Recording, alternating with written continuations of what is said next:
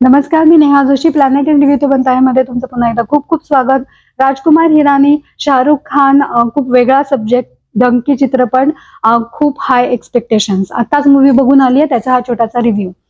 डंकी हा मूवीचा सब्जेक्ट हा खूप वेगळा आहे.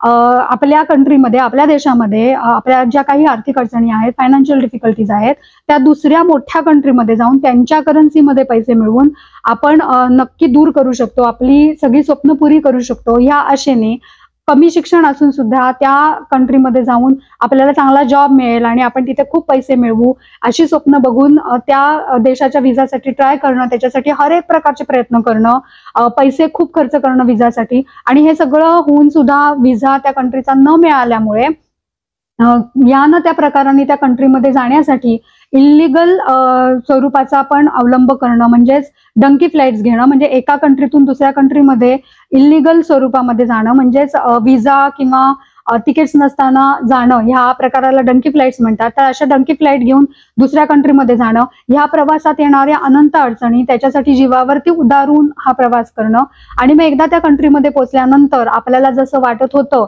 तसं या कंट्रीमध्ये नाहीये, आणि इल्लीगल नागरिक असल्यामुळे, चांगले जॉब न मिळाल्यामुळे जे मिळेल ते काम करत राहणं, मिळतील तसे पैसे मिळवत राहणं, स्वतः तिथे अडचणींमध्ये राहणं आणि आपल्या देशामध्ये आपल्या कुटुंबियांना पैसे पाठवत राहणं, का की त्यांची तरी आर्थिक अडचण यामुळे आपण दूर करू, आणि इल्लीगल नागरिक असल्यामुळे त्यांच्या आपल्या स्वतःच्याच कंट्रीमध्ये परत जाण्यासाठी, आपल्या देशातच परत जाण्यासाठी त्या देशाकडनं विजा न मिळणं आपल्या कंट्रीसाठीचा, आणि त्यामुळे वर्षानुवर्ष तिथेच तसंच अडचणींमध्ये राहणं आणि वर्षानुवर्ष आपल्या देशामध्ये परत न येणं, आपल्या कुटुंबियांची भेट न होणं, ह्या सगळ्या गोष्टी या मूवीमध्ये दाखवलेल्या आहेत. मला वाटतंय पहिल्यांदाच इतका फुल लेंथचा मूवी या सब्जेक्टवरती बनलाय.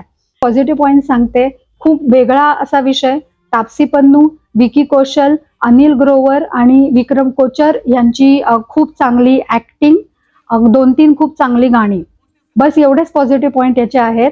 बाकी आता निगेटिव्ह पॉइंटची लिस्ट फार मोठी आहे.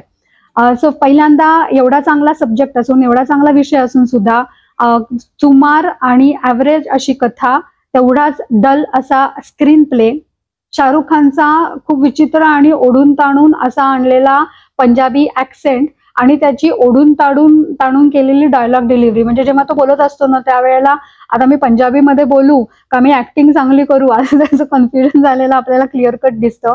अतिशय ॲव्हरेज ऍक्टिंग शाहरुख खानची. बाकी सगळ्या सपोर्टिंग ऍक्टर्सची ऍक्टिंग पण ॲव्हरेज. खरं तर चांगले सपोर्टिंग ऍक्टर्स बोमन इराणी सारखे आहेत, पण त्यांच्या ऍक्टिंगला काही स्कोप नाहीये.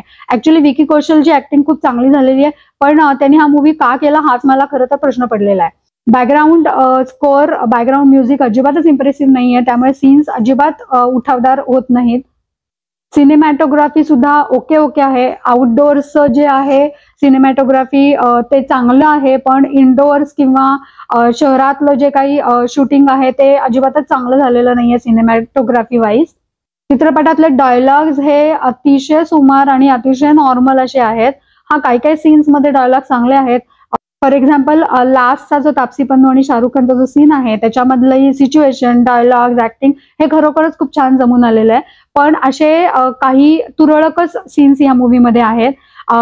हा धड कॉमेडी मूवी झालेला नाहीये, धड ड्रामा मूवी झालेला नाहीये, त्यामुळे आपल्याला हसायला पण येत नाही, रडायला पण येत नाही, डायलॉग्स आपल्याला हसवत नाहीत, रडवत नाहीत. इमोशन्स घालण्याचा प्रयत्न डायरेक्टरनी केलेला आहे नेक्स्ट हाफ मध्ये, पण ते इमोशन्स आपल्या काळजापर्यंत अजिबातच पोचत नाहीत.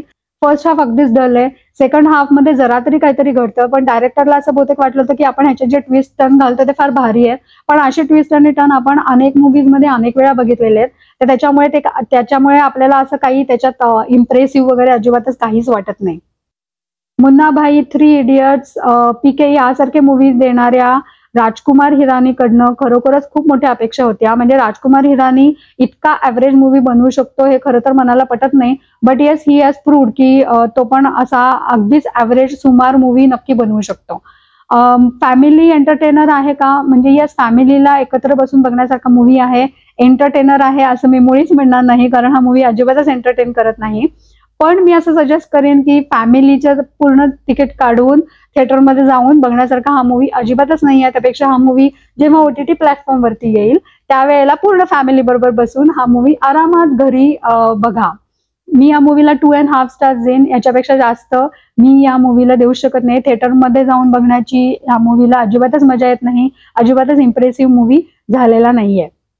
खरं तर ह्या वर्षी प्रचंड हिट झालेल्या जवान आणि पठाण ह्या मूवीज नंतर राजकुमार हिरानीने डायरेक्ट केलेला मूवी हा शाहरुख खानचा हिट होणार हे नक्की वाटत होतं. त्यामुळे शाहरुख खानची हॅट्रिक होणार याची खरं तर खात्री वाटत होती.